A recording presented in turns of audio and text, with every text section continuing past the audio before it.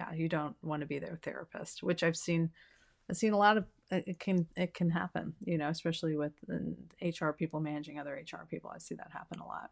It's a delicate line to walk as a manager. You want them to know that you care, but you're not going to be able to solve everything for them.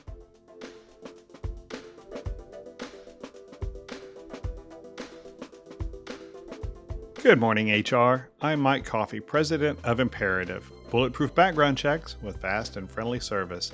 And this is the podcast where I talk to business leaders about bringing people together to create value for shareholders, customers, and the community. I'm joined today by Carolyn Troyan.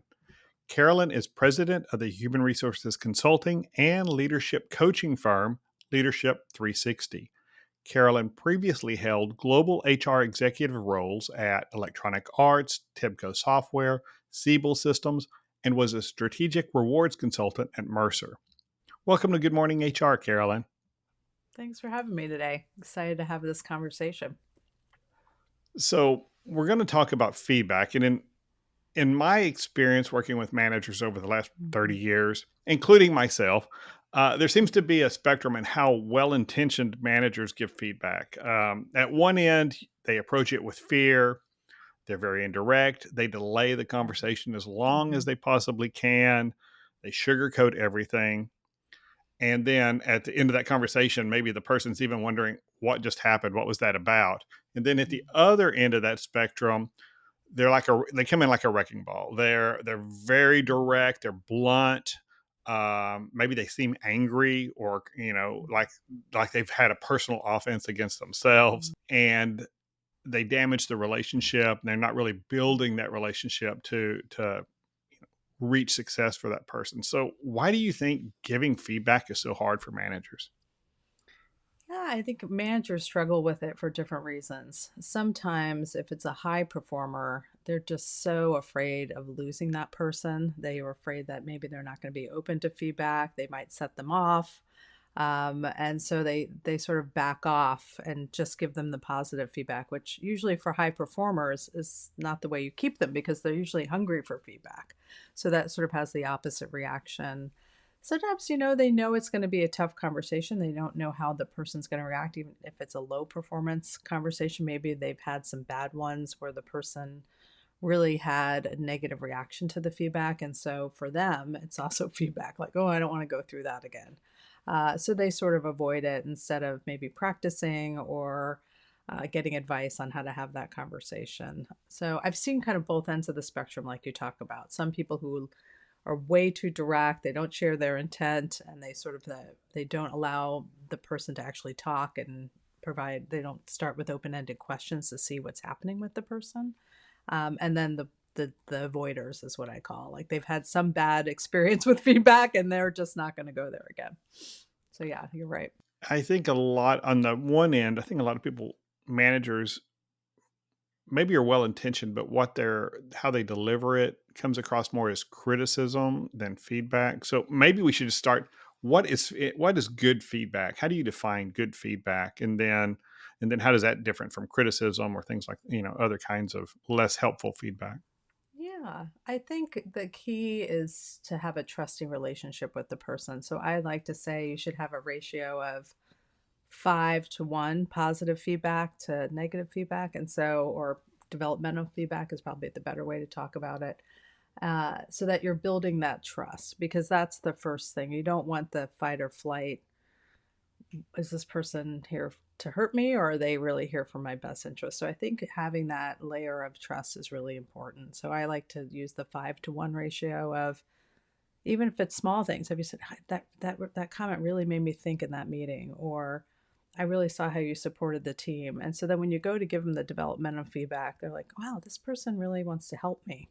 They're here to help me because the natural reaction is the fight or flight. So you're trying to basically disable that with making sure they know that you're coming in with good intent. So that's sort of the first step. And if you've laid that foundation going into the conversation, when you start again with, remember, I'm just here to make our team successful. I'm here to make you successful. I really believe in you. That sort of allows them to hear the feedback. and then decide what they want to do with that information. So I think that's sort of the first step of what good looks like, is building that trust between the manager and the employee.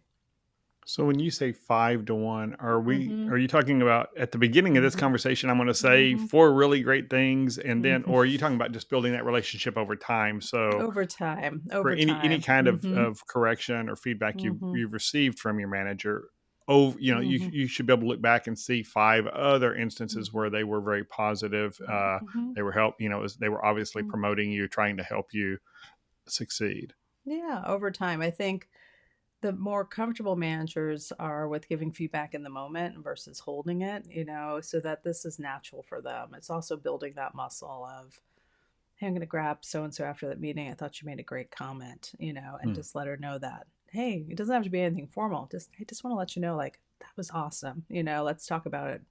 Love you to help someone else who's struggling with that. So it's sort of building that momentum so that when something does come up, you also feel very comfortable. They feel comfortable about having that conversation, and it sort of leaves that door open. Every organization has its own culture, and some are very, top down, authoritarian, and certain people thrive in those, in those environments. How much does, assuming everybody's a good fit for the culture, how much does culture affect how you deliver feedback, or or does that really play a difference in how you deliver it and how it's received? I think it's a huge piece of it. Like, I would say Netflix is a really interesting culture where they've trained all of their employees on how to give each other feedback. And I think that's such an important piece to this. If you can create a culture where everyone's expecting feedback, they get excited for feedback, their peers give it to them in the moment, you've built this trust within the team so that there's less on the manager too. If I'm getting feedback from a trusted peer, and I can correct my behavior, I'm like, God, that person's really looking out for me. So I think building a feedback culture is something I've been talking to a lot of my clients about, is how are you enabling peers to give feedback, not just the managers. I think that's really important. And then I think it's a little bit of what the expectation is, on how that's delivered. If you look at something like Amazon, very direct culture, you can give someone feedback in a meeting by just getting up and leaving so you don't like the topic, right? so Mm. so it is very different. And I think thinking about, particularly if you're trying to shift your culture, I work with a lot of companies that have very nice, wonderful cultures, but they're missing this sort of performance piece, so people aren't getting feedback for another reason, which is, well, that's not nice. So sort of redefining, like, nice and respectful is giving feedback. You're actually not being nice by not letting this person know, because it's only going to help them be better at their job. So you sort of have to redefine that feedback is a good thing in those cultures. Sometimes they see it as, well, that's not nice to give that person feedback. So a little bit of that culture shift of, no, this is part of our culture, and this is what being a great peer and a manager is being able to do this effectively. So culture plays a huge role in this. And I would say the other piece to culture is, what country are you in? If you go to Asia, direct feedback is not how things go. They'd rather hear it from a peer than their manager first, right? Or someone else that's not in a position of authority. So I think you have to be very cognizant of where you're doing business, what country, what are the cultural norms. In Sweden, you can give feedback to the CEO at the fika, which is a coffee hour, right? And it's totally fine. And actually no one's offended by it. And the Americans are like, what was that? I can't believe they said that to the CEO. Like, of course they would, that's normal. So I think the where you're doing business is really important to Yeah, understand. I spent 2 weeks this summer in Netherlands, Mm-hmm. and everything from their eyes when they first lay eyes on you to the way they speak to you is so direct. And I think a lot of the ideas that Americans have about gentleness and couching terms to be so that being really soft, uh, would be laughed at if you tried that in the workplace in Netherlands. And so I can definitely see that. Lovely people, beautiful country, and probably more along my style. I've got thick skin and I can take it, but I can see people I've worked with and some of my own team not responding so well to that. Let's say we have done this thing where because I like that you clarified, that positive feedback needs to be built into the relationship before we get to this feedback point, because I see that advice still, that okay, you're going to sit down, tell that person two nice things and before, about their performance before you get into it. I see that advice a lot, and it's never seemed sincere to me. If and I've had bosses over the years. Well, it's been a long time since I've had a boss, fortunately, but for them, but I've had that where they give you that, say these two or three nice things, and okay, I'm just waiting. Okay, how in fact the number of good things or how strong the good things they say are about me makes me more nervous because I know I'm about to get nailed for something really bad, something stupid I did. Um, and so I like that, that you didn't address that. So what do we do then? Okay, if I want to start this conversation, what does that look like? Yeah, I think starting with, something like our partnership's really important to me. Maybe it's a peer or this team being successful is really important to me, or I really care about your career versus positive feedback. Because I totally agree with you. I think a lot of managers have been trained incorrectly on the feedback sandwich, like positive, negative, positive. And then no one believes the positive ever again after the conversation. So I think doing the positive outside of it, but keeping the conversation very focused on, hey, I'm here to help you. My intent is good. I'm invested in your success. Starting that way. And then I think just try to see if they're already aware of the feedback. Sometimes employees know when they've had let's say the meeting went bad and they interrupted someone or it really went sideways. And just start with open questions. Get the employee to kind of open up on how they're feeling. Like, hey, how'd you think that meeting went? If they say, oh, it was disastrous, I really need help, it's a lot easier. Because then you're like, okay, what were some things you think you could have done differently? Well, I could have done this and that. How can I support you next meeting and making sure that happens? So it's a lot easier if the employee already realizes it versus you coming in with the hammer saying, hey, that meeting was horrible. They don't need you to remind them. They're self-aware enough to know it didn't go well. And they probably just need your support in figuring out what to do next time. Or maybe they already know and they're like, I got it. I'm not gonna cut Sally off. That was just the wrong thing to do. Sometimes they don't. They'll say, "Oh, it was a great meeting. Yeah, that was awesome." Then you go, "Okay." They're not getting it, and so I think the first part is really making sure, do they already know? Because if they do, it's a lot easier to navigate with an employee than you bringing it up.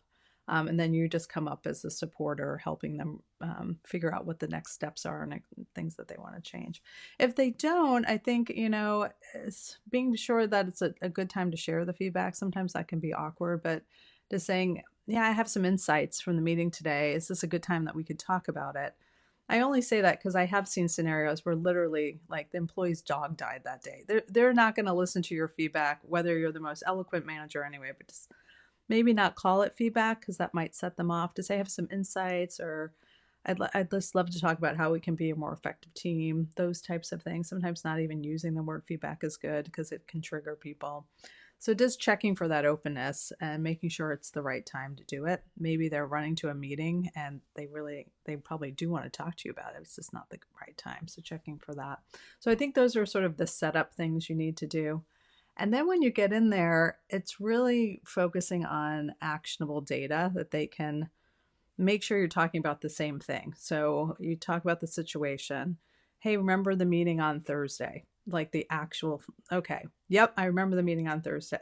Okay. You cut Sally off, what do you make of that? Like what was going on when that happened? And get then at that point, maybe let them explain a little bit. As I coach managers, I have them do these kind of fake scenarios and practice with me. A lot of them will talk for like 10 minutes. And I'm like, okay, hold on, time out. How about an open ended question? What'd you make of that? What was going on for you in the meeting when you cut Sally off? And let them talk a little bit. And they say, well, that when you do that, it really does have an impact on the team. We really want to have everyone to have a voice in the room. Sally has a lot of great things to contribute, and so the impact of their behavior is really important. So, what was the situation? What was the exact behavior that happened? And then make sure you give room for talking. And then, okay, this is the impact. And what do you make of that? So that they can kind of give them a little time to inhale what happened and kind of give you their side of the story of what was coming up for them. Maybe, they didn't realize they did it. Or maybe it was like, oh yeah, Sally, she just like interrupts me all the time. It's like I didn't mean to cut her off. So giving them some time to kind of talk about what was going on with them so it doesn't feel very one-sided, I think is an important piece to the discussion. You talked about that, the long preamble, and that and you almost, I guess, sugarcoat the entire conversation from the front end. Again, too much praise or meandering conversations.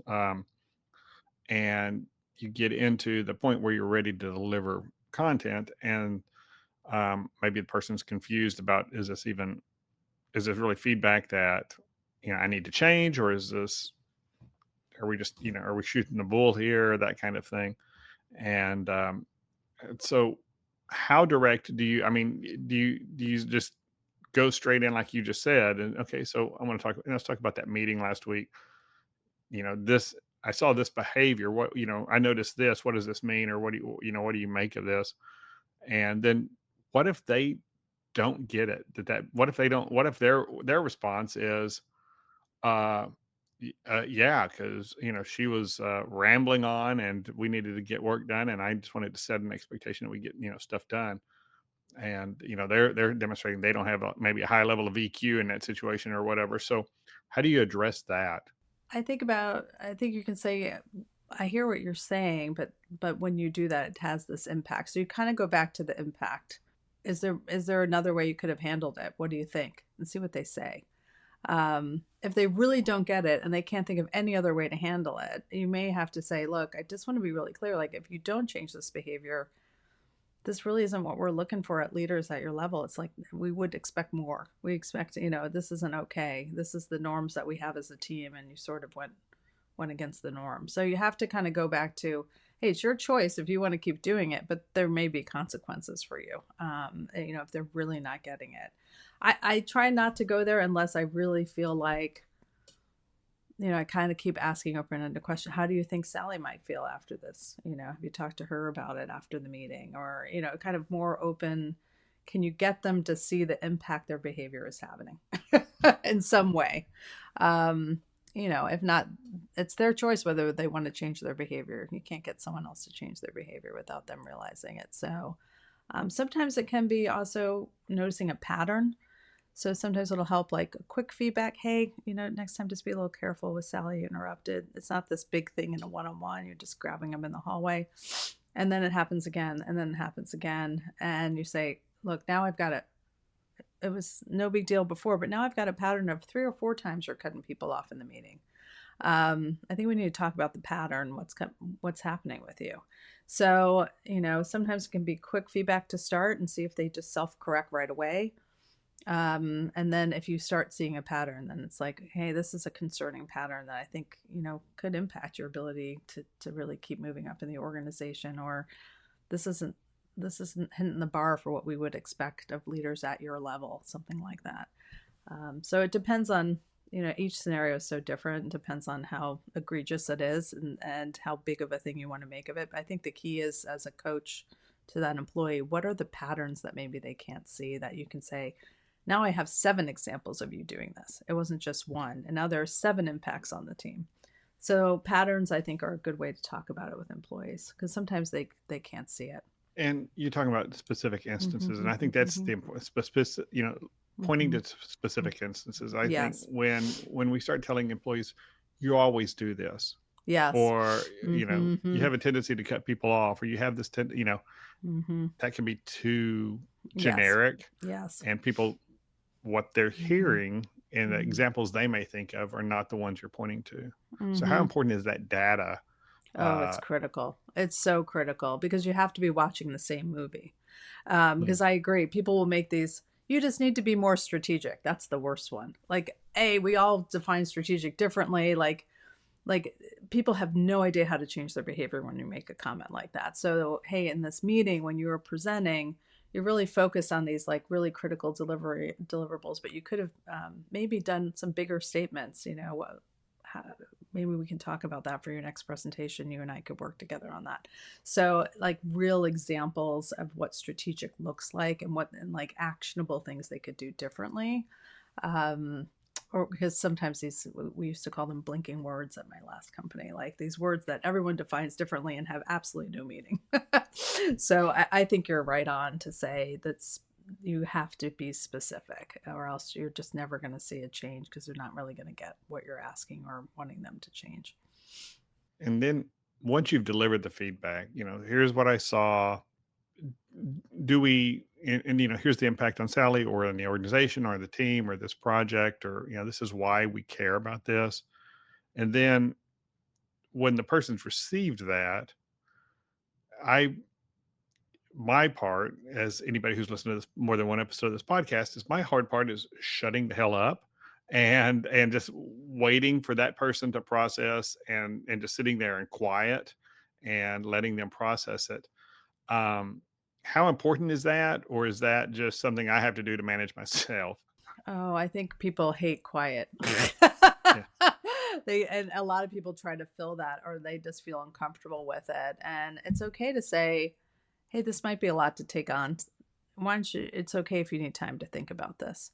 And so I talk about something called the SARA response, which is my daughter's name, so I can always remember it. Yeah. And most people will go through this wave of emotions when they get feedback. It's totally natural. We all do it. And if you can catch yourself, even as the person receiving it, you're like, oh, yeah, I'm going through SARA. I might need some time here. So shock, anger, resistance, and acceptance. So first, they're going to be a little shocked, especially if they had no idea this was an issue. And they're going to be like, oh, okay.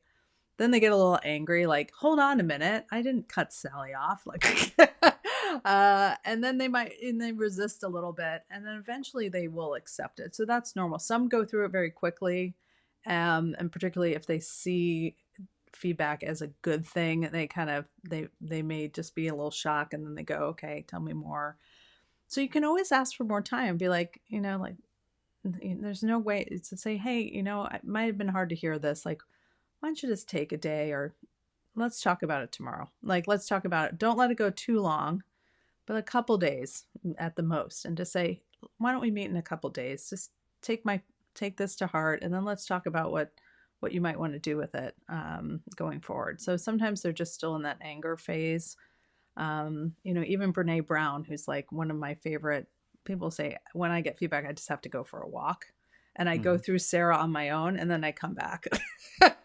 So even like the most PhD psychologists have to know that they have to go for a walk for a bit, get through the anger and the shock, and then come back. So so something to consider is it's okay to give people time. Just don't let it linger. Like I wouldn't let it go more than a couple days until you talk about it again. So that's just something to think about. And let's take a quick break. Good Morning HR is brought to you by Imperative, bulletproof background checks with fast and friendly service. By bulletproof, we mean that our clients can take the information we provide to the bank. We don't cut corners to make research faster or cheaper. We use technology to augment our well-trained analysts, never to replace their experience or judgment. Because of this, we offer the most thorough and compliant background investigations available. If you're not sure that's what you're getting today, we'd love to talk to you. You can learn more at imperativeinfo.com. And if you're an HR consultant or advisor, you can safely refer your clients to us. We'll make you look good every time. And reach out to me about our Trusted Advisors program, where we reward you simply for taking good care of your clients. If you're an HRCI or SHRM certified professional, this episode of Good Morning HR has been pre-approved for 1/2 hour of recertification credit. To obtain the recertification information, visit goodmorninghr.com and click on Recert Credits. Then select episode 216 and enter the keyword SARA. That's SARA. And if you're looking for even more recertification credit, check out the webinars page at imperativeinfo.com. And now back to my conversation with Carolyn Troyan. And when you see somebody moving through that and they start to, it's not let me sit back and think about it, but they start to respond defensively Mm-hmm. or really push back. Mm-hmm. How do you redirect that to a useful conversation? Yeah, I mean, I think you can tell them about SARA, like, hey, a natural reaction to getting feedback sometimes is to be a little shocked and get a little angry. That's okay. But I think just reassuring, like, just remember, I'm your biggest supporter. I'm here to help you. So you just kind of go back to this is meant for your development. We have all, sometimes managers say, look, I have stuff I'm working on. Like, I'm not perfect and I've gotten feedback. And so they may tell a little bit of their own story about how feedback helped them.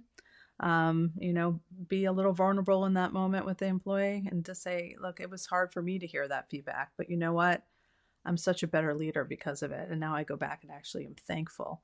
So you can tell stories of how maybe feedback helped you in your career, be a little vulnerable. Like I was at a point in my career where I also struggled with this. One of the best leaders I worked with used to, and you have to be real. You can't make it up. So it has to be a real thing. And that just opened the door with the employee. They're like, really? You struggled with this? Because they just really admired this person. Yeah, I did. And I got through it. And you're right at that same point in your career that I was at. This is natural.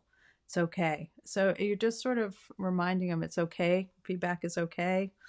I'm here to support you. I can help you through it, and just sort of try to disarm them and get them refocused on that you're here to help them. This is not you're not trying to get them fired. You're really just trying to help them, and Mhm. being vulnerable in that moment can also kind of get that employee to realize it's okay and okay, my manager also struggled with this and I really respect them and we have a good relationship. So those are some of the things I've seen leaders do that really can help in those situations.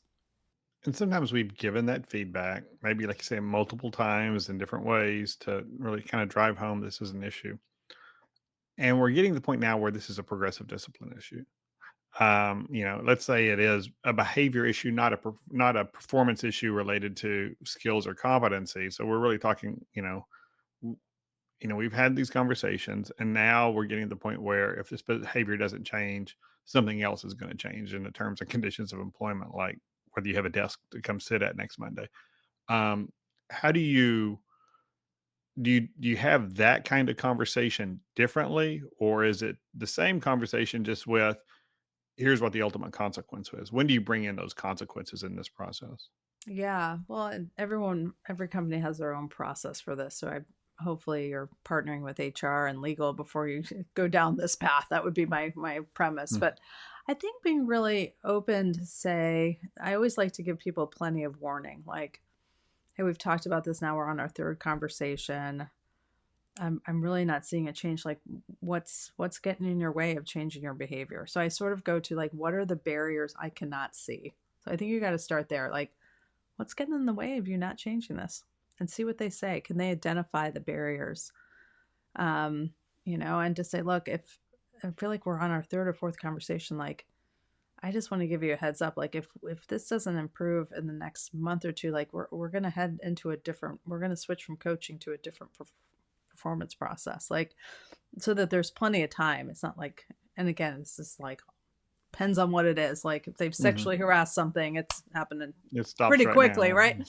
So, but let's just say it's this interrupting people thing, like, and to the point where now no one wants to work with him. The team meetings are disruptive. You've talked about all the impacts. I think you have to get them to open up. Are there any other barriers? How else? I'm here to support you. Where are you getting stuck with changing this behavior? And see if they can verbalize what those are. And like, let's brainstorm. What else could you try? Really try it. Like, use all of your open-ended questions as best as you can to get them to verbalize how are they possibly still struggling with this after like three or four. There must be something you can't see as their coach. Um, and sometimes the strangest things will come up, like maybe they finally feel comfortable enough to say, look, I was in an abusive relationship, and when Sally comes at me, I just have this reaction and I can't stop it. Like, I don't know. I've tried this, I've tried that. Um, Sometimes coaching works then to kind of get underneath what's happening if it really is just a trigger thing and they can't figure out how to control it. So I don't know. That last ditch effort is like, I'm here to support you. What are those barriers? What else? What is holding you back from changing this behavior? And see if they can verbalize. At that point, usually people want to do a good job. They're not there to try to get fired, Mhm. right? So you're just trying to figure out what could it possibly be as their coach. And then, you know, the other thing I've seen leaders do, which is good, which is a wake up call, is hey, if you keep doing this, this is going to have an impact on your bonus. And I don't want that. And you don't want that, but you're headed in that direction. And I don't want any surprises. Like, we've got to turn this around. So usually there's something you can point to before termination that if this person truly, you think you're having a great conversation and they're walking away, something's missing. Um, the only other thing I've seen work is having them write up the feedback after. Like, to Mm. say, hey, could you write up what we agreed you're going to do? And then read what they write. Because you may think you're the best communicator on earth, and then they write, and you're like, wow, something's not working. Like, Do we even speak the same language? Yeah. because you think that they not, yes, because they're gonna nod to me, yes, of course, la la la. Yeah, can you just write up what we agreed to? I just want to make sure we're both on the same page, and have them write it up, and then you'll be able to see, okay, clearly I'm not communicating correctly, and let me go practice the conversation with HR, or get some practice realms, or clearly that point didn't land, and to Hmm. say, oh, okay, I think I figured out where the miscommunication is now that I read what you wrote. Let's do another one on one. I really want to talk to you about this piece that I don't think you understood. So having them write it up, which always seems opposite, you always think the manager should write it. But I think having the employee write up the notes from the meeting is actually the best thing, because then you can figure out what landed and what didn't land. I think another trap that you can fall into is trying to psychoanalyze the employee, and you coming up with your own diagnosis of either what's driving them to make these decisions, or you know I know you had problems at home, and so that may be in giving them kind of either an excuse or an out for their behavior, or suggesting to them things that you're not qualified to suggest. Like, have you thought about, are you ADHD, or things like, and I've always shied away from managers doing that, leaving and let the employee figure out. They understand the behavior. Let them figure out what's driving it. Tell me if you think there's a bigger role for managers to make those kind of suggestions, or is this just a point where, hey, we have an EAP. I think maybe you should go talk to somebody who might be able to help you understand why your behavior is what it is. Yeah, yeah, I love this one. I think you're right. Yeah, that's a step too far. And you're really trying to get them to verbalize what it is. And then if it is something that's psychological, then it is Mhm. refer, refer, refer. Like, well, I'm so glad. First, you should acknowledge, I'm really glad you shared that with me. That, like, wow, thank you for that. That's really important. We have other resources that can help with this. Here they are. You can talk to HR persons, Sean, or you can call the Mhm. EAP. But I think you just, especially if they start opening up and sharing stuff, you got to acknowledge, thank you, like, that you trusted me with that, and I really appreciate that. There are resources to help with this, and I think you're right. I think jumping into the psychoanalysis or giving them an out isn't the right thing to do. It's redirecting them to resources and acknowledging, hey, I really, I care about you as your manager, and we have things that can help. So, that's really what you want the employee to understand, is, hey, I care about you as a person, and there are resources that can help you on this. And then let's figure out what the right next step is for you, and how we can help. Yeah. So, And sometimes they'll start vomiting all their personal life into your lap, and that's not what you really want. yeah. And you still have to say, yeah, here's those resources, or yeah, that's got to be really hard for you. But what you need to understand is this behavior is affecting the organization, and it needs to change. And I'll support you and help you figure out how to do that to the extent that it's in my ability. But you've got to still change your behavior at the end of the day. You're the one responsible for how you respond in these hmm circumstances. Yeah, I love that. I think that's really important because, I've seen this too, with HR leaders, right? Very caring people, and then they get into the point where they don't know where that line is. And so, yeah, being a caring person is great, but you also don't want to end up being their therapist, or not realizing, hey, this is impacting your ability to do the job. I just want to be clear. I want to get us to a point where you can fully do the job, just so it's clear that there's got to be another solution here. And usually, I've seen those situations work out well. HR can help. They can get an EAP, and then just trying to figure out, like, this can't continue the way it is. Like, it's impacting the team. It's impacting your ability to deliver. I care about you. I want you to get the right help. But yeah, you don't want to be their therapist, which I've seen a lot of it can happen, especially with HR people managing other HR people. I see that happen a lot. So yeah, A lot of really. empathy flying around an HR office sometimes. Yeah. Yeah, yeah, yeah. Or just caring people that just feel Right. like their job as a manager is to be their therapist, or to fill in a gap that probably exists in society or within their personal life. And yeah, it's a delicate line to walk as a manager. You want them to know that you care, but you're not going to be able to solve everything for them. Let's say in our organization, just to wrap up, I've got some managers who need these skills. Is Do you think bringing people into just a group training session on how to give this feedback and how to manage this is effective, or is this more of a one-on-one coaching thing with each of those leaders to develop those skills based on their personality, their style, their experiences? Yeah, I think you could. Where I've seen it most effective is you do a little bit of both. So you might do training, but they're practicing with their peers, real life scenarios. So it's like, we're going to give you the model. We'll do some maybe role play of what good looks like. Now you're going to go practice with your peer, and there's going to be a third person who's watching the conversation and giving feedback. Now everyone's switched. So I think the train, if you do training, it has to be very interactive, very practical, where they're practice, practice, practice. Okay, now we're going to give you another scenario. Now it's tougher. It's tougher. And then usually when I do this, I do the training, and then everyone gets a 1 hour coaching session with me, where we practice a real life example, or we do another case study together, and then I give them one-on-one feedback of what they're doing. So the best results I've seen is some combination of both. Or you could just do coaching one-on-one, where I would go out, interview people, get feedback on how you're good at or not good at giving feedback, and then do some one-on-one coaching. But it depends on what the scenario is. In most cases, there's a lot of leaders that need to learn to do this. It's not a one-off thing. Hmm. But I do like the personalized coaching combined with it, because they're going to have their own issue, and maybe their peers catch it in the training, but maybe they don't. So I think having a little bit of both is the perfect combo. That's the perfect Hmm. place to end it. We're out of time. Yeah. Thanks for joining me today, Carolyn. Yeah. Yeah. It was a real pleasure. Thank you for having me on. And thank you for listening. If you enjoyed this episode, please write us a review on Apple Podcasts, Spotify, YouTube, or wherever you're listening. And share this episode on your favorite social media platform. It really does help us reach more listeners. And we'd love to hear your thoughts at goodmorninghr.com. Good Morning HR is produced by Marianne Hernandez and Paco Corral on Imperative's marketing team. The Good Morning HR theme music was created by Steve Pegler at HR Strategies of Texas.